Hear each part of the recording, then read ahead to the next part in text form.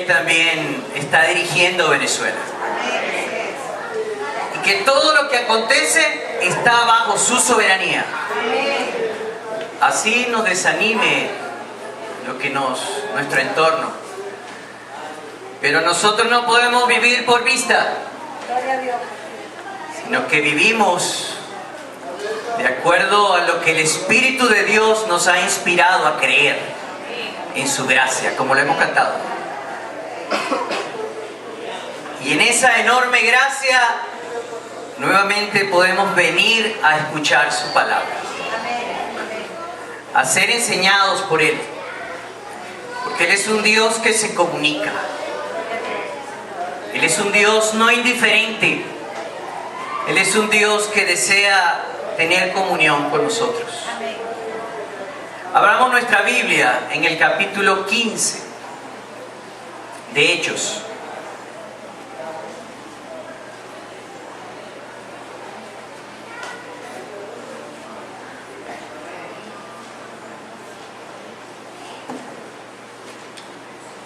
Yo lo voy a leer en versión Nueva Traducción Viviente, que también me agrada mucho, aunque por muchos años leí la Reina Valera.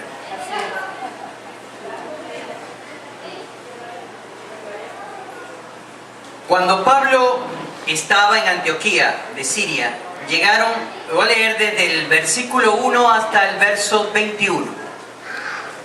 Repito, Hechos capítulo 15, desde el verso 1 hasta el verso 21. Cuando Pablo y Bernabé estaban en Antioquía de Siria, llegaron unos hombres de Judea. Comenzaron a enseñarles a los creyentes: a menos que se circunciden, como exige la ley de Moisés, no podrán ser salvos. Pablo y Bernabé no estaban de acuerdo con ellos y discutieron con vehemencia. Finalmente la iglesia decidió enviar a Pablo y a Bernabé a Jerusalén, junto con algunos creyentes del lugar, para que hablaran con los apóstoles y con los ancianos sobre esta cuestión. La iglesia envió a los delegados a Jerusalén, quienes de camino se detuvieron en Fenicia y Samaria para visitar a los creyentes. Les contaron, para la alegría de todos, que los gentiles también se convertían.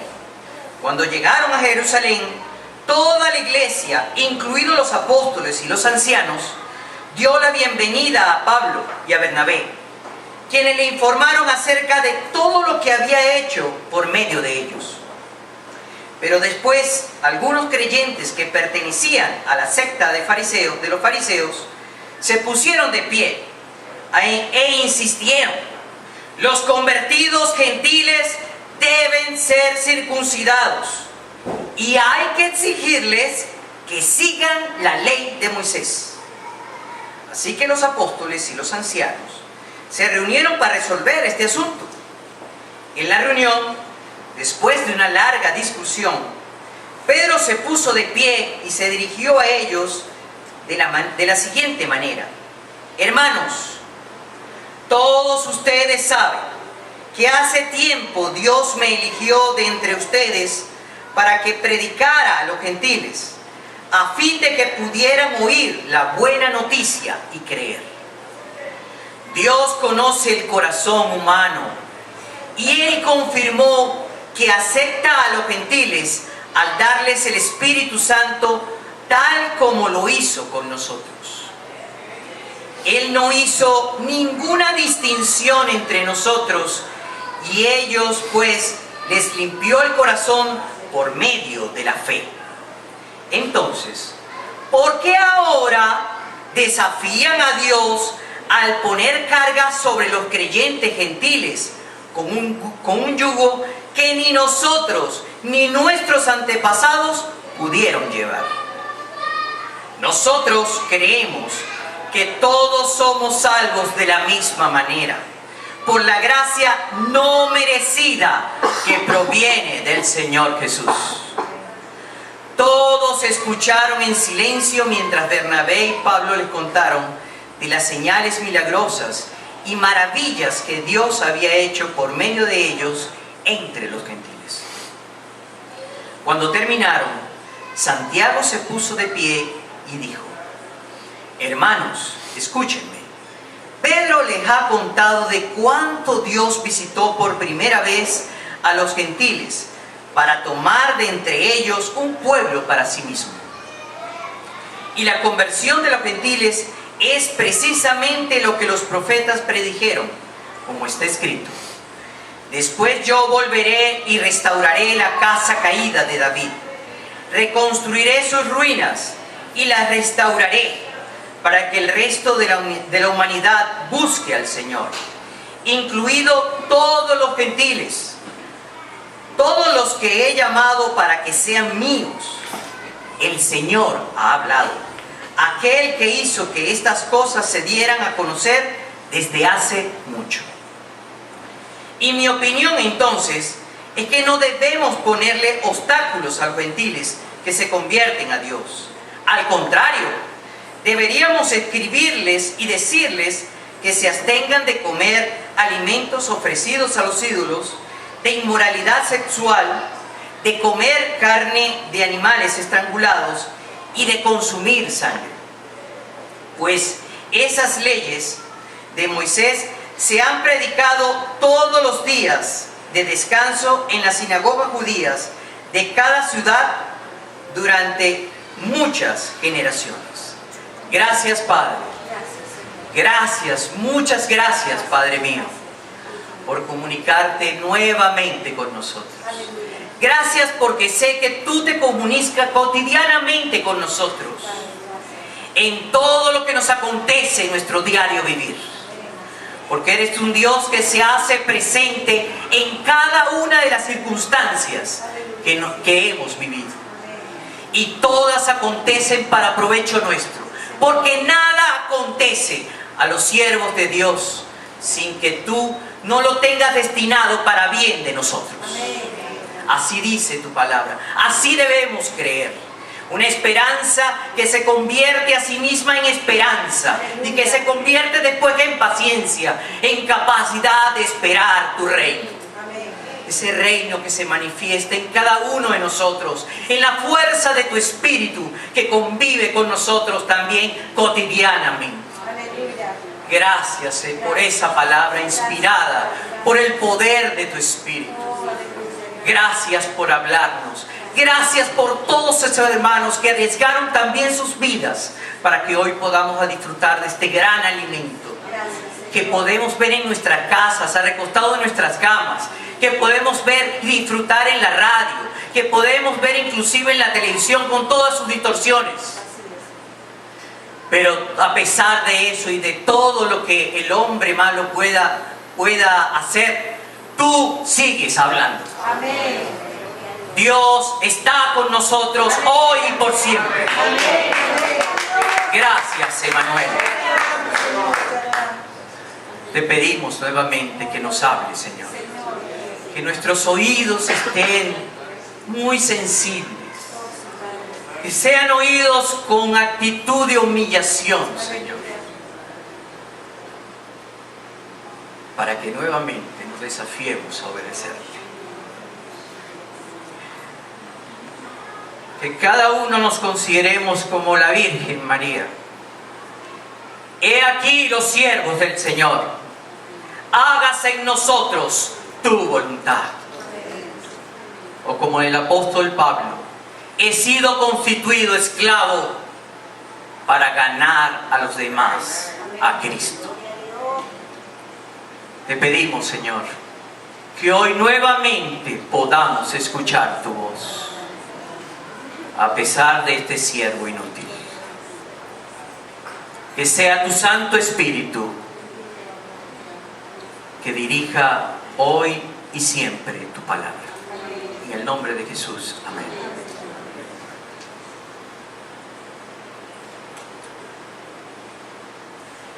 Yo he titulado esto: el Espíritu Santo construye la unidad corporal de la iglesia. Y es que la unidad tiene muchas tentaciones.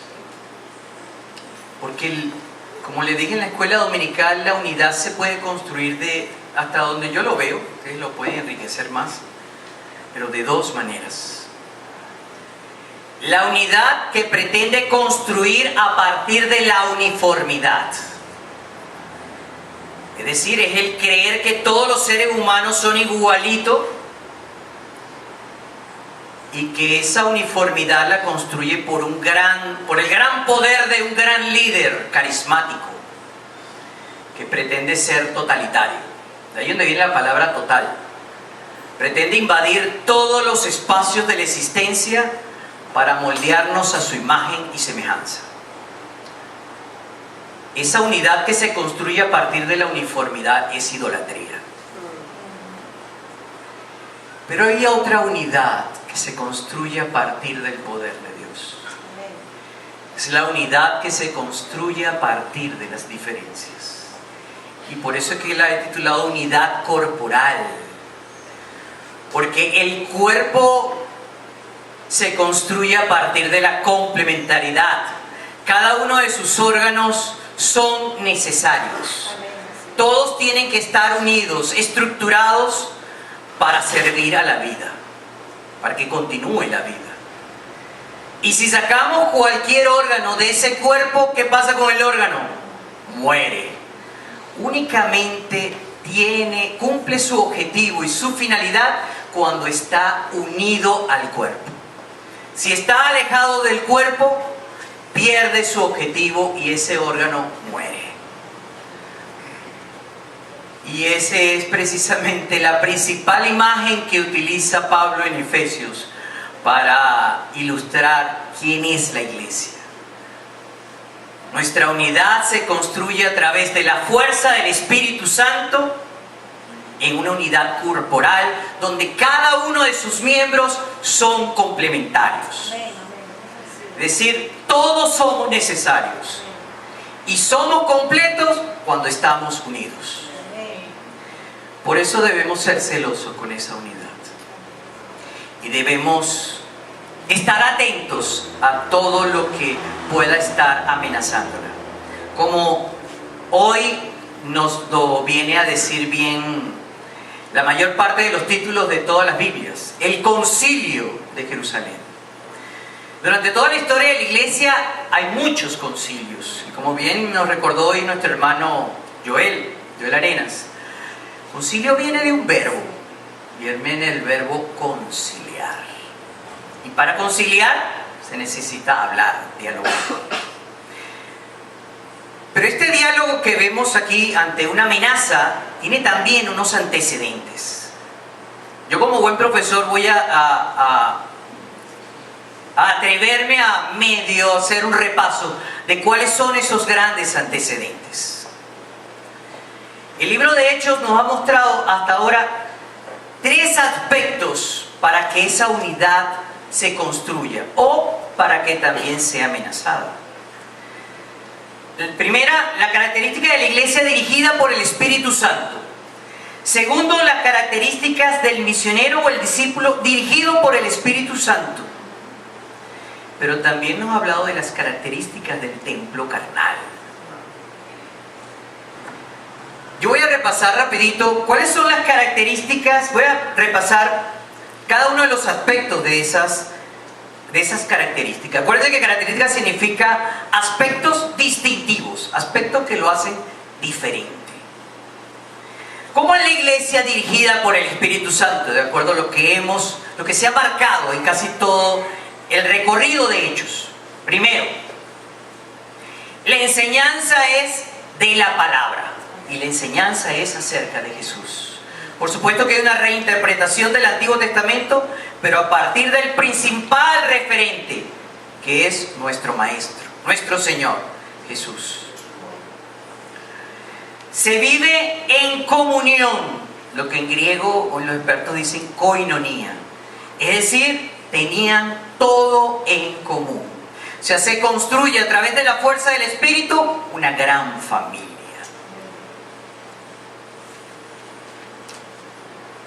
No había entre ellos ninguna necesidad. Es decir, entre ellos se servían unos a otros. Eso le llaman diaconía. No existía pobres entre ellos. precisamente porque era una unidad construida a partir de los hogares, del compartir de las mesas, a partir de una comunión profunda, que lo une un vínculo profundo, que es el Espíritu Santo. Yo siempre he dicho que la mejor familia es la familia espiritual. Las mejores cosas que he recibido ha sido de la familia espiritual. Y han estado presentes en todas las facetas importantes de mi vida, más que la familia consanguínea. Y por supuesto esta familia en unidad no se queda allí. O sea, esa felicidad no se queda ahí encerradita. Ese disfrutar de la gracia de Dios a través del Espíritu Santo no se queda allí. Se expande. Por eso ella se responsabiliza a apoyar cualquier iniciativa misionera, pero que salga de la iglesia, de líderes forjados, disciplinados y formados dentro de ella. Y por supuesto, cuando existe esa obediencia, por naturalidad existe manifestación grande del poder de Dios con milagros y prodigios. Pero esos milagros y prodigios no son para reclutar una serie de personas deseosas de la espectacularidad, del espectáculo. El poder de Dios se manifiesta con una actitud misionera también. Cada vez que hay manifestaciones de poder, hay convertidos. Ahora, ¿cuáles son las características de estos misioneros? Primero, hemos dicho que han sido escogidos por el Espíritu Santo. Y si algo podemos decir, que este libro se denomina Hechos, que por cierto en griego se denomina praxis. Praxis es práctica, la práctica de los discípulos. Pero también, o principalmente, esto debería denominarse la práctica del Espíritu Santo en medio de su iglesia. Hechos es el recorrido histórico de Dios interviniendo en el mundo a través de su iglesia. Y por eso escoge a líderes dentro de su iglesia y son enviados. Por eso es que es necesario, esta misma iglesia apoya una formación integral. Nunca es indiferente a la formación, todo lo contrario. Sospechen de cualquier iglesia que es indiferente a la formación de líderes. Porque los líderes y los misioneros tampoco se improvisan. Necesitan pasar por un proceso educativo. Bien sea formal e informal, pero tiene que ser dentro de la iglesia. Siempre recuerdo, un hermano alemán que me sorprendía que para ellos era una novedad construir seminarios dentro de la iglesia. Estoy hablando de un hermano llamado Bonhoeffer, que fue perseguido. Pero cuando hubo la persecución, se dieron cuenta que todos esos pastores venían de grandes universidades, pero eran universidades que preparaban a los pastores como si fuera, si decir estudiar medicina o estudiar ingeniería, pero no lo practicaban, no lo preparaban en el seno y el calor de la iglesia, que es donde se prepara realmente la vocación pastoral. Y se dio cuenta, de ahí sale un libro que se llama Vivir en Comunidad, de que esa preparación debía ser dentro, esa preparación misionera y pastoral debía ser dentro del calor de la iglesia, dentro de la comunión. Por supuesto, todos estos misioneros renuncian a sus propias seguridades porque dependen totalmente del Señor. Nada les pertenece, todo les pertenece al Señor. Solamente ya dejan de ser esclavos de los bienes materiales, inclusive dejan de ser esclavos a los vínculos familiares consanguíneos, incluyendo la esposa, incluyendo los hijos. dejan también los vínculos culturales, porque el que quiera salvar su vida, la perderá, pero el que la pierda por causa de mí, la hallará. Así que aquí, al contrario del mundo, nuestra vocación es perder para poder ganar. Amén, amén. Porque tenemos una gran capacidad de renunciar por el poder del Espíritu.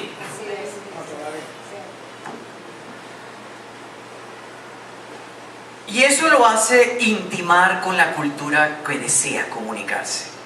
Por eso es que Pablo decía, me he hecho esclavo de todos para ganar a Cristo. Eso lo pueden ver en 1 Corintios capítulo 9, creo que verso 10. Ya lo hemos.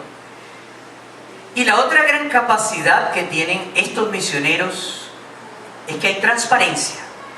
Deben rendir cuentas a la iglesia. Por eso, si no hay pecado, estoy abierto a que vean, y eso es lo que acabamos de leer, estoy abierto a que ser auditado en todas mis acciones. No tengo nada que ocultar. Y por eso es que hay comunión, porque no tengo nada que ocultar, todo está abierto. A mí me suena incómodo cuando algunos líderes dicen, tengo vida privada. Eso me suena como que hay dos vidas, ¿no? No, mi vida debe estar mostrada precisamente porque mi vida es la que da testimonio. Amén, amén. La manera en que yo me relaciono con mi esposa, la manera en que yo me relaciono con mi hijo, la manera en que yo me relaciono a nivel laboral, la manera en que yo me relaciono a nivel con todos mis hermanos debe ser absolutamente transparente, porque eso evidencia que el Señor está habitando en mí. Amén, amén.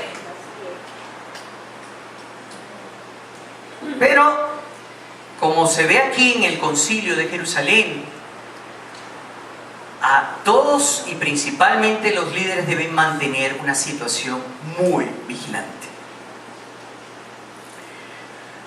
Porque en el medio, y aquí vemos que hay cristianos carnales. Y en este caso son cristianos no neófitos que vienen a inventar. Son cristianos que tienen conocimiento profundo de la palabra. ¿O alguien puede dudar que los fariseos tienen conocimiento profundo de la palabra? Eso para que vean que la preparación académica per se, o la preparación académica en sí misma, no es suficiente para transmitir lo que Dios dice. Esa es la disyuntiva que veía nuestro hermano alemán que le había comentado. Y es precisamente lo más peligroso, porque son capaces de distorsionar la verdad. Acuérdense que toda distorsión tiene algo de verdad. Y si esa verdad es distorsionada, se necesita conocer muy bien la verdad de manera profunda para poder develar su distorsión. De ahí viene la palabra apocalipsis, por cierto. Apocalipsis no significa destrucción, significa develar. Mostrar lo que era oculto. De repente ese engaño, y todos los engaños son muy ocultos. Acuérdense que el diablo no se oculta con los dos cachitos y con la colita. ¿Cómo lo describe? ¿Cómo se puede ocultar? Hasta como un ángel de luz. Precisamente si leen el contexto de 1 Corintios de ese pasaje, estaba también Pablo afrontando a estos legalistas. Y gracias a Dios que también existieron estos legalistas que eran exigentes. Acuérdense que los fariseos, el Señor dijo que hagan lo que ellos dicen, pero no hagan lo que ellos hacen. Quiere decir que lo que enseñaba era de calidad. Y por eso es que también la defensa que tuvo que estructurar Pablo en contra de ellos fue muy bien reflexionada, dirigida por el Espíritu Santo. Y gracias a Dios por esa oposición, para que vean que no todas las oposiciones son malas, esa oposición tan fina, tan académica, porque eso hizo posible que escribiera casi todas las epístolas a las cuales nos alimentamos. Pero vamos también a ver cuáles son las características de esta estos hermanos carnales, pero que principalmente son legalistas, religiosos, y que hoy llamamos muy modernamente fundamentalistas. Que por cierto, el fundamentalismo no es solamente religioso, hay fundamentalismo político, hay fundamentalismo económico, y no solamente en la religión judía, sino también en la religión musulmana, también en la religión evangélica y por supuesto en la religión católica, no la vamos a pelar. Ahora, ¿cuáles son esas características? Es bueno precisarlas para poder identificarlos. Y me voy a ayudar a identificarlos más que todo a través del Nuevo Testamento, un poco. La primera, enfatiza el cumplimiento o reglas externas. Muy preocupados de las formas. Precisamente estas personas habían surgido de Jerusalén, de donde viene ese gran templo, muy litúrgico, donde hay una separación entre laicos y sacerdotes, donde también hay una separación, un espacio para las mujeres, un espacio para los hombres, un espacio para los gentiles, un espacio para las mujeres, después vienen los hombres, y después inclusive viene un espacio para los sacerdotes. Es decir, vienen de un templo donde hay mucha segregación, hay mucho sectarismo. Por eso enfatizan el cumplimiento de normas externas, porque ese cumplimiento de normas externas los hace ver como muy santos. Y pareciera que algunas de esas personas tan legalistas, que son muy enfocados en el ritual y en la liturgia del culto, hay que a veces a verlo con lentes. Ellos se ven a sí mismos como si los demás tuvieran que verlo con lentes oscuros, porque irradian tanta luz que hay que verlo con lentes oscuros. Eso es lo que se ve en Colosenses capítulo 2. Versos 20 y 23.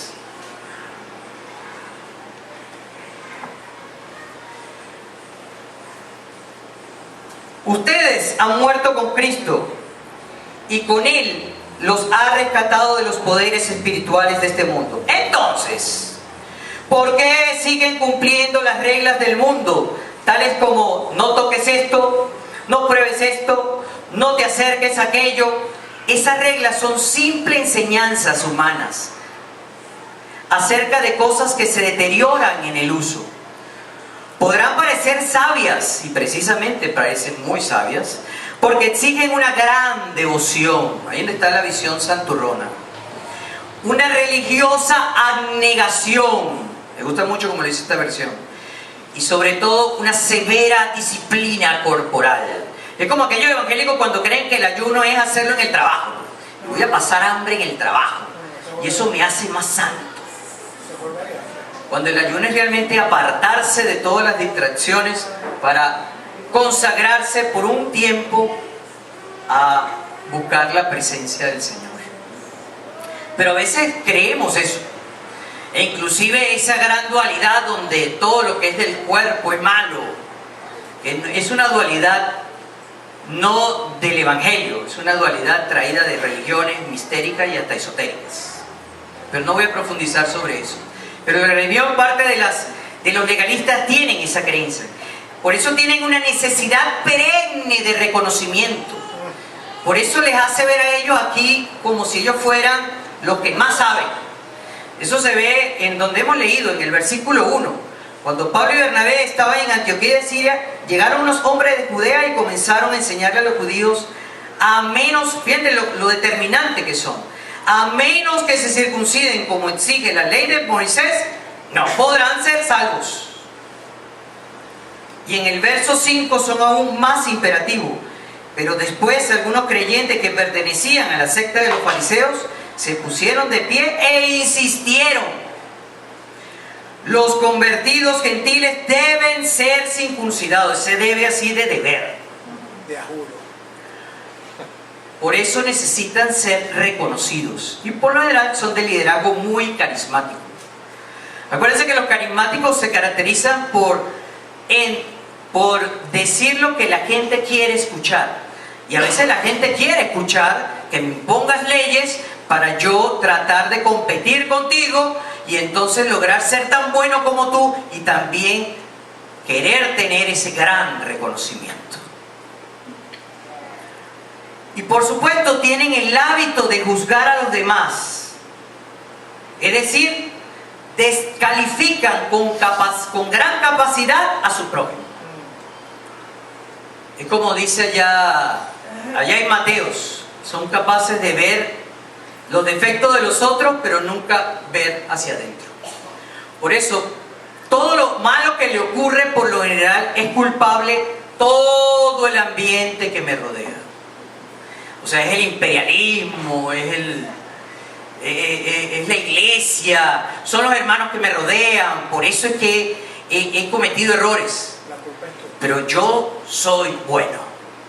Y soy bueno por mis propias fuerzas. Por eso necesito ser reconocido. Muy en el fondo es baja autoestima. Es tener un autoconcepto saludable. Por eso son el gran pecado de estas personas que como no admiten errores, pues no confiesan pecado. No tienen pecado.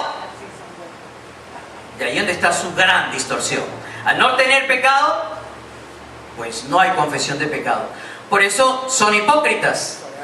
Acuérdense, la palabra hipócrita viene del teatro. Es aquel que se embiste de una máscara todos los días. Y cada cotidianidad es una obra teatral, porque encarna a un personaje. Y por supuesto, al encarnar ese personaje, ¿qué es lo que quiere un actor? Quiere aplausos, reconocimiento. Por eso es que su práctica cristiana es hipócrita. Allá en Romanos capítulo 2, del 1 al 5, nos lo recuerdo.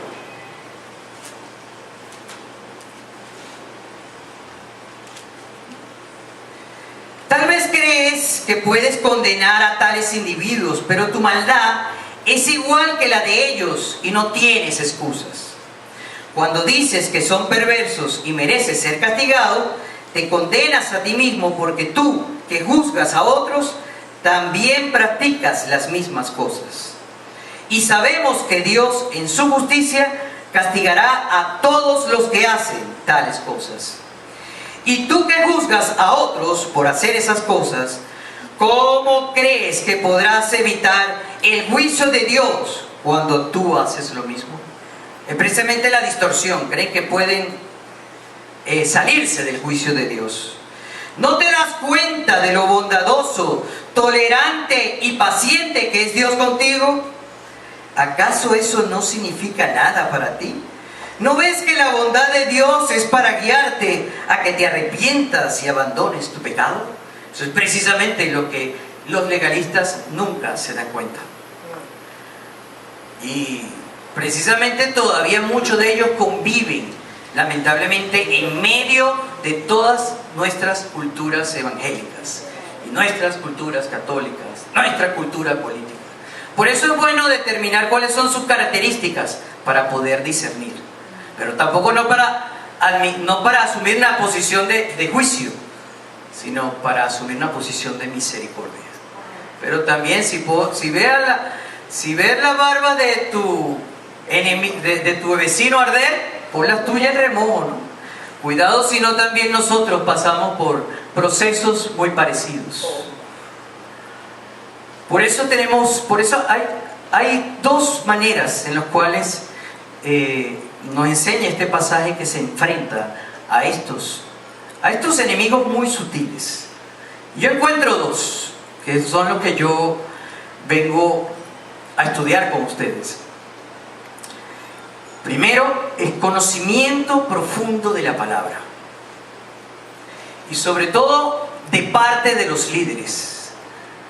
Porque a quien más Dios le dio, Dios más le demanda. Si tú recibiste mayor preparación, mayor capacitación, tu función es discernir el mal que hay dentro de la iglesia. Porque si permite que eso se consienta, puedes de manera muy sutil consentir la apostasía. Acuérdense que la apostasía es distorsión de la fe. Y esa distorsión puede ser a través de la enseñanza oral.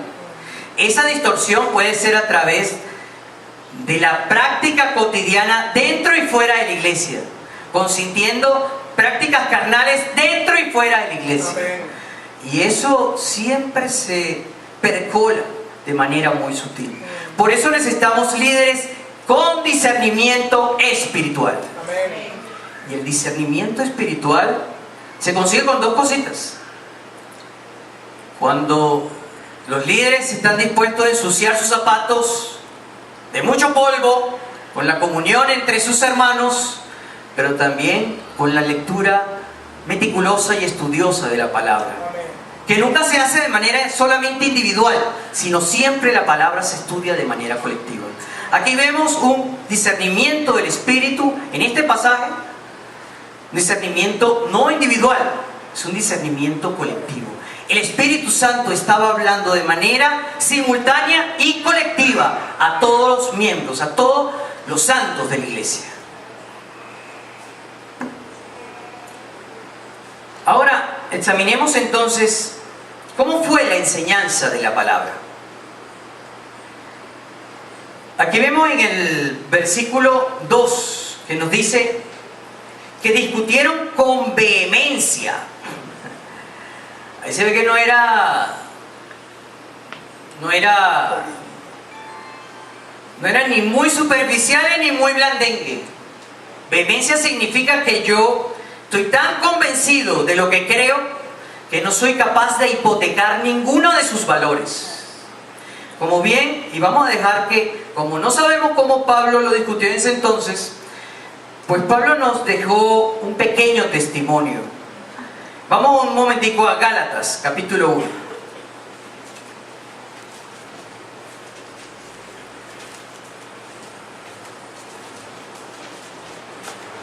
Gálatas, capítulo 1, del verso 6 hasta el 10.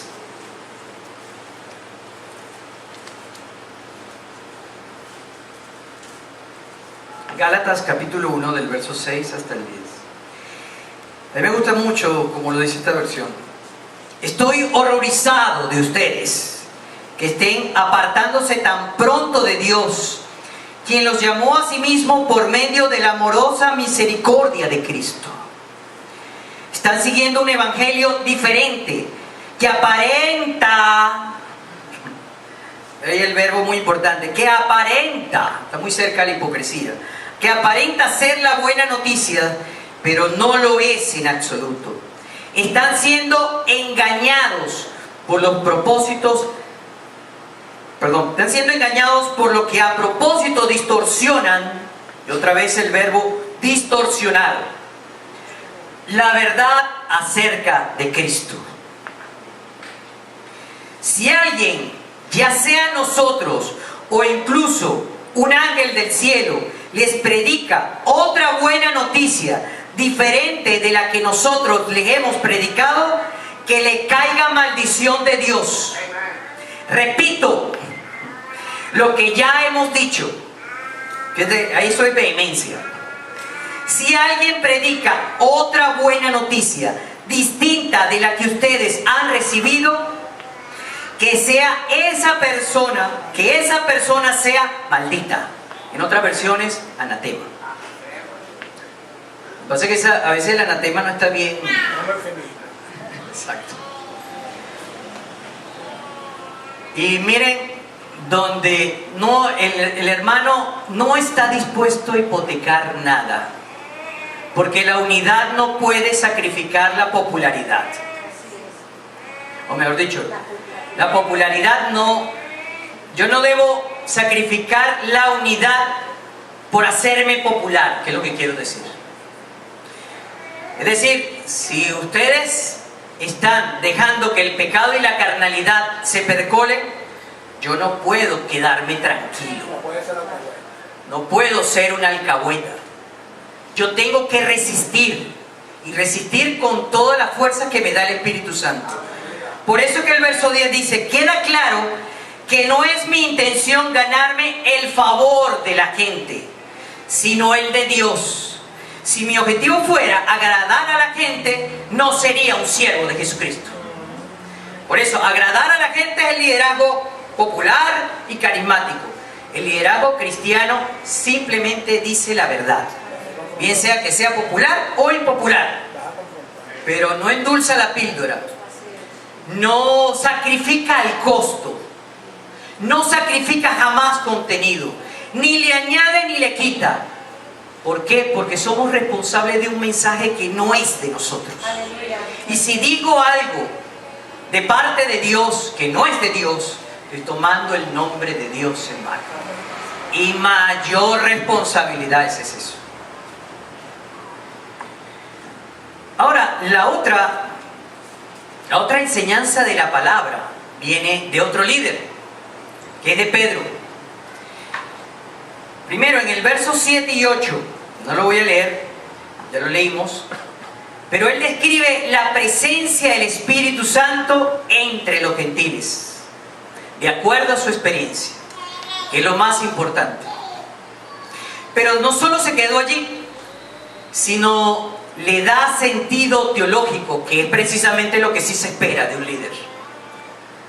Donde la experiencia no significa nada, sino él sabe, a través de la ayuda del Espíritu Santo, discernir su sentido teológico. ¿Qué significa discernir el sentido teológico? Que la práctica, lo que estoy viendo, tiene coherencia con la palabra de Dios. Porque la palabra de Dios es viva, se vive todos los días, pero debo discernir cómo esa palabra se está actualizando en mi vida todos los días. Eso es sentido teológico. Sentido teológico, a veces creemos que la teología es un conocimiento muy académico que se da en las universidades. No. El sentido teológico es cuando la palabra de Dios está siendo viva en cada uno de los creyentes dentro de su cotidianidad. Ahora, después de eso lo reflexionamos y lo escribimos en un buen paper, es otra cosa. Pero principalmente el sentido teológico es discernir cómo la palabra de Dios se hace viva en nosotros. Y de acuerdo a su experiencia, el sentido teológico que le da Pablo a su experiencia aclara esa coherencia. Eso lo podemos ver en el verso del 9 al 11. Lo voy a leer porque es importante.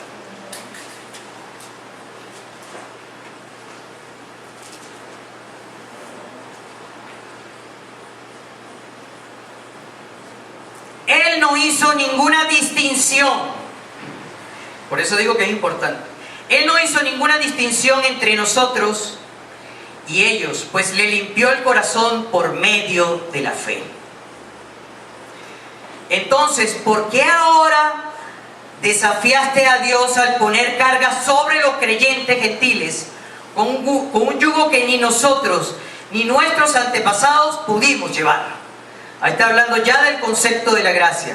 La ley solo sirve, y eso lo aprendemos de Pablo, para conocer nuestro pecado.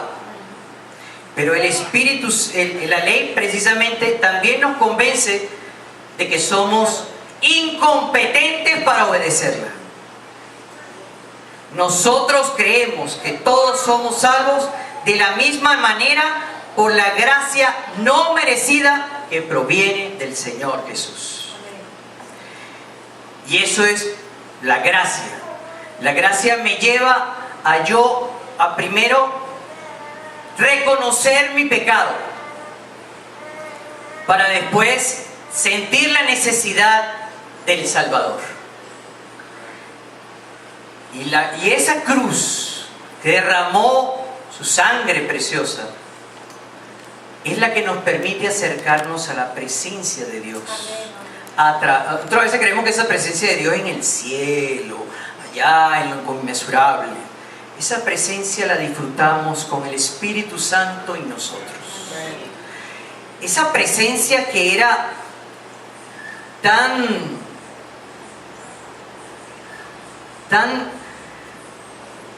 que llevó a tantas muertes cuando entraban de manera inmerecida al lugar santísimo.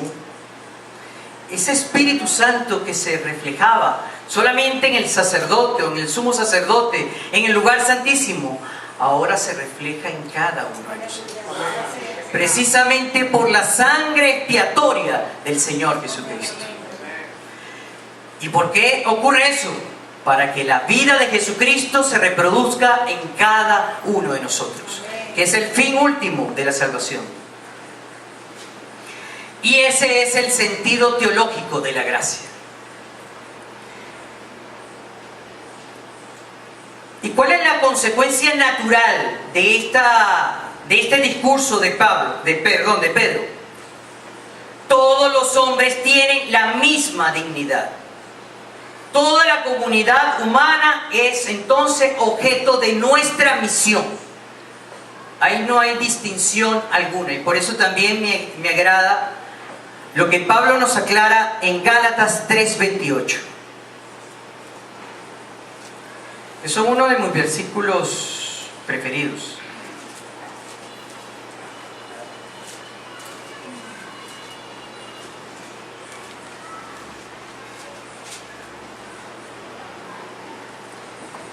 Ya no hay judío, ni gentil, esclavo ni libre, hombre ni mujer, porque todos ustedes son uno en Cristo Jesús. Aquí Pedro aclara que no hay ninguna, aquí tanto Pedro como leí en Pablo, no hay ninguna distinción, o sea, no hay ninguna acepción. No hay ningún privilegiado, no hay privilegios étnicos, no hay privilegios sociales, no hay privilegios de género, porque todos somos unidos en Cristo Jesús. Y ese es el sentido de la comunión cristiana.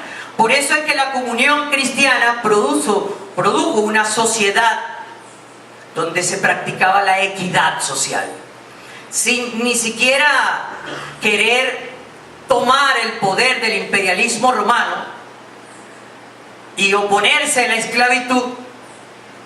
Dentro de la comunidad cristiana se le exhortaba, se le persuadía al Señor de los esclavos tratar a sus esclavos como unos hermanos, es decir, sin distinción. Y eso precisamente ¿de dónde viene? Porque hemos disfrutado del amor de Dios.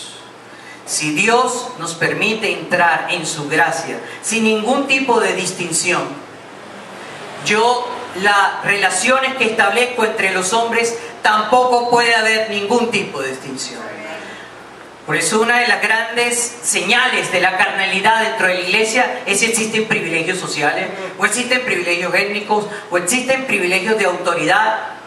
De autoridad quiero decir de liderazgos muy carismáticos, porque sí estamos sometidos a autoridades, pero no son autoridades que van a disfrutar de privilegios, sino que tienen conocimiento para servir a la iglesia. Son autoridades puestas para servicio, no para usufructuar a los hermanos.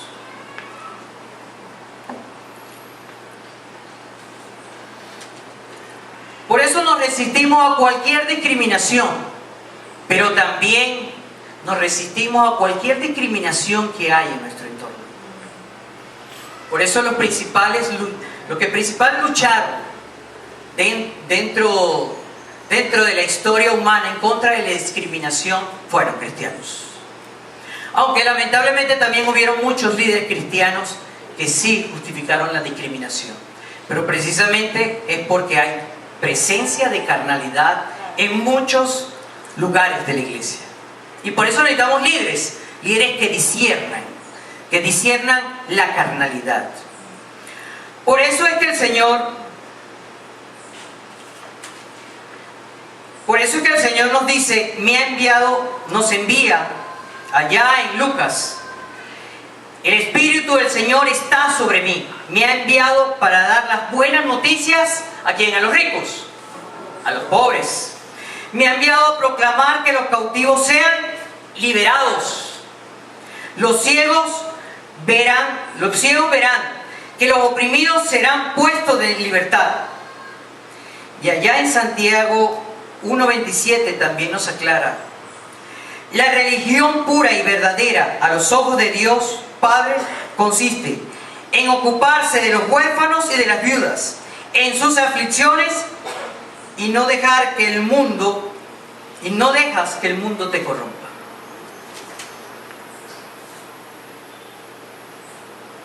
Es decir, todos los hombres tienen la misma dignidad delante de Dios, todos somos imagen de Dios y semejanza de Dios, todos somos pecadores y todos somos llamados a disfrutar la salvación por medio de su gracia.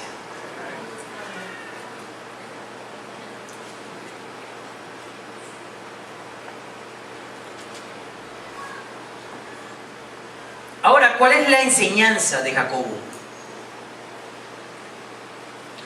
Que es la que aquí establece ya el rompimiento del paradigma. ¿Qué es lo que es paradigma? Paradigma es cómo pienso, cómo actúo y cómo hablo.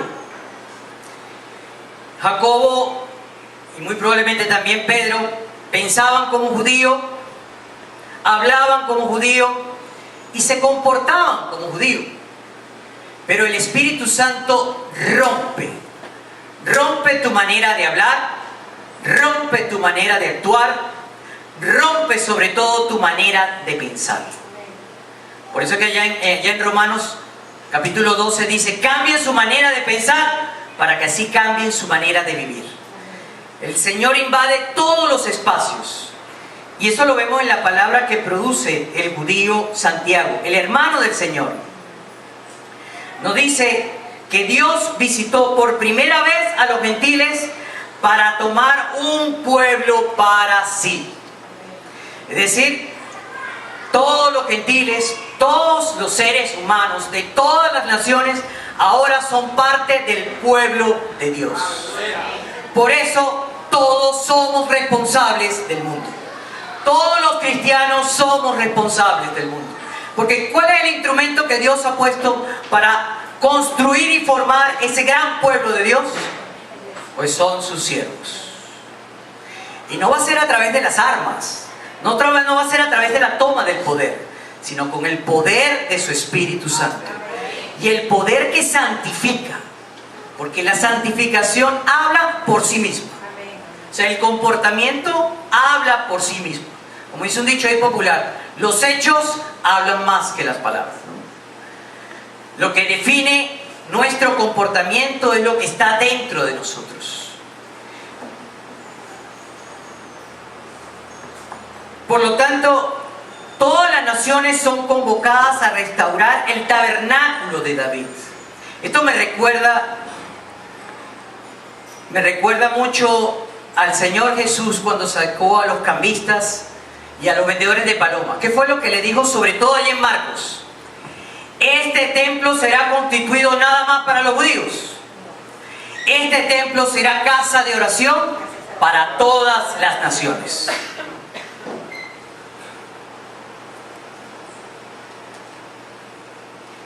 Y por eso es que al final, la resolución final es que se evite el pecado, que es la resolución final de Jacobo. Y una resolución que es producto de Levíticos, no voy a profundizar sobre eso, Levíticos capítulo 17, verso 8 y capítulo 18, verso 26, donde se permite una cierta normativa muy fácil de llevar, que permitía la convivencia entre los gentiles y los judíos. Pero el énfasis que todavía tiene vigencia es el de abstenerse del pecado. Al contrario, deberíamos escribirle y decirle que se abstengan de comer alimentos ofrecidos a ídolos. Pero después viene el abstenerse del pecado, de la inmoralidad sexual, de comer carnes de animales estrangulados y de consumir sangre. Aquí principalmente hay dos enseñanzas. Primero, debo respetar las distinciones culturales. pero sí que se interrumpa la comunión. Y ese es el desafío de cualquier misionero. Por eso es que la evangelización es principalmente una relación.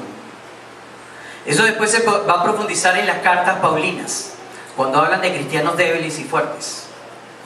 Pero la principal victoria que tiene el Espíritu Santo sobre todos nosotros, o el principal milagro que tiene el Espíritu Santo, o la gran manifestación de poder, es la victoria sobre el pecado. Por eso es que se les manda a no permitir las inmoralidades sexuales, la fornicación o el robo. Ahora, ya hemos paseado que es la enseñanza de la palabra por parte de los líderes. Y fíjense que es un conjunto de líderes. Nuevamente, no es un liderazgo carismático único, sino es un equipo de líderes que discierne la labor del Espíritu Santo a través de sus experiencias, que le dan sentido teológico y que tienen, por supuesto, coherencia con la palabra de Dios. Pero lo otro que permite ahuyentar ese peligro, porque aquí había un gran peligro, aquí había una gran distorsión. Entonces, me podía salvar únicamente circuncidándome, no a través de la gracia de Dios. Me puedo salvar a través de mis propios esfuerzos, no a través del esfuerzo de Dios. Esa era la gran distorsión. Lo otro que permitió ahuyentar esa distorsión, y ya para terminar, es la comunión de los santos. Fíjense que en el verso 2 dice que Pablo y Bernabé fueron escogidos por parte de la iglesia para hablar con los apóstoles y ancianos. Nuevamente, ellos son escogidos del cuerpo eclesiástico para hablar con otro cuerpo eclesiástico que eran los apóstoles y ancianos. Aquí se practica la comunión, hay diálogo entre ellos. En la otra señal que vemos en la comunión es que los hermanos de Fenicia y Samaria celebran la actividad misionera del equipo de Pablo. Aquí nuevamente está la práctica de la transparencia absoluta. Ellos simplemente comunican lo que han vivido y ellos celebran, porque también a través de la celebración se le da sentido teológico. Alabas al Señor por las manifestaciones de su poder. ¿Cuál es la más gran manifestación de su poder? Que hay convertidos, que hay gente que se arrepiente del pecado y se convierte al Señor. Y también se nos dice que los apóstoles y ancianos se reunieron para resolver este asunto. Y se ve que fueron reuniones muy reiterativas entre los apóstoles y ancianos, Pablo y Bernabé, y también delante de la asamblea. Es decir, que había comunión en medio de la tensión. Es decir, la koinonía es la que permite vencer a la carnalidad y a las hechanzas del diablo. La enseñanza de la palabra y la koinonía. Y nuevamente la koinonía transparente, la koinonía sin hipocresía, sin máscaras, sino de una manera completamente abierta. Por eso, dentro de este versículo encuentro las siguientes aplicaciones. Todo conflicto dentro de la iglesia se resuelve, conservando las siguientes actitudes. Primero, la subordinación a la voz del Espíritu Santo. La subordinación a la palabra de Dios. Comunión genuina y espiritual entre los santos. Y que no falte, hermanos, aunque no lo dice este pasaje, oración y ayuno por los líderes de la iglesia para que Dios los llene de su sabiduría y discernimiento espiritual. Y para terminar, quiero dejarles Tito, capítulo 2,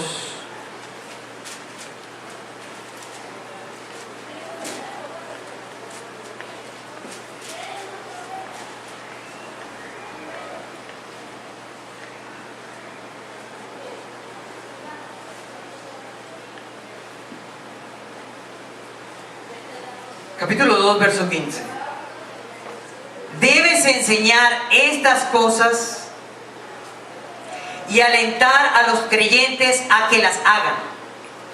Tienes la autoridad para corregirlos cuando sea necesario, así que nos permita que nadie ignore lo que dices. Que Dios les bendiga. Vamos a orar. Gracias, Señor, por tu palabra. Gracias nuevamente por hablarnos. Ahora desafíanos. Desafíanos a obedecer. Desafíanos a escuchar y a discernir tu palabra. Señor, que no haya ausencia en todos esos espacios donde yo puedo capacitarme y formarme. Que nunca creamos que la formación y la capacitación ya no tienen lugar. Permite que yo pueda escuchar tu voz a través de tu palabra en los devocionales personales, en la disciplina espiritual personal, pero también en la comunión de los santos, en la escuela dominical, en las alabanzas, en la prédica, en los contenidos que hay en las células. Y permite sobre todo, Señor, que eso nos capacite para llevar a tu palabra a aquellos que no han creído. Que tengamos el gran desafío de que ellos deben conocer la gracia que ya tú nos has hecho conocer. Que podamos disfrutar de que otros conozcan la gracia que ya hoy yo estoy disfrutando. Y danos a conocer, Señor, aquellos que tú has recogido desde el final de los tiempos. Y podamos ver frutos de las semillas que tú, por tu inmensa gloria, nos has permitido sembrar. Señor, no permitas que las circunstancias nos desanimen. No permitas que las deficiencias económicas nos desanimen. No permitas que la precariedad política nos desanime. Permite que seamos profetas en medio de todo esto. Que nuestra vocación profética nunca desmaye, Señor. Llénanos de tu poder, llénanos de tu espíritu, para que hoy más que nunca los pueblos de Venezuela puedan conocer, nuestros vecinos puedan conocer la pertinencia, la utilidad que hoy tiene tu palabra para el medio en el cual nos estamos moviendo. Te lo pedimos en el nombre de Jesús. Amén.